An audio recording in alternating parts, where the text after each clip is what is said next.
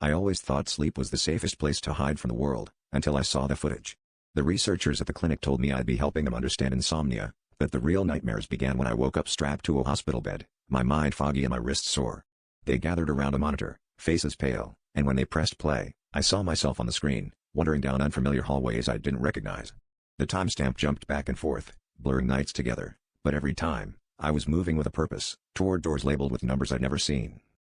As I watched, the audio crackled, and a voice, deep, unfamiliar, almost mechanical, began narrating everything I did, describing impossible landscapes I'd never dreamed of, an endless stairwell bathed in red light, a room with no corners, a lake inside a library.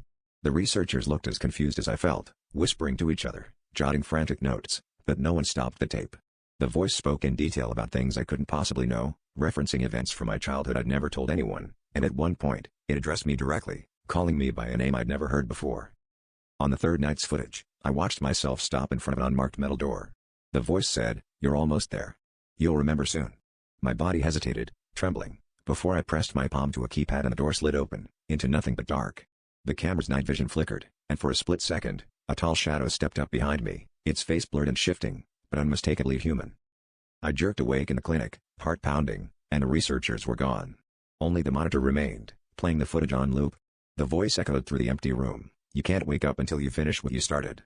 Suddenly, my reflection on the screen turned to stare directly at me, lips moving in sync with the stranger's voice. And for the first time, I realized I wasn't alone inside my own dreams. Someone, or something, was waiting for me to come back.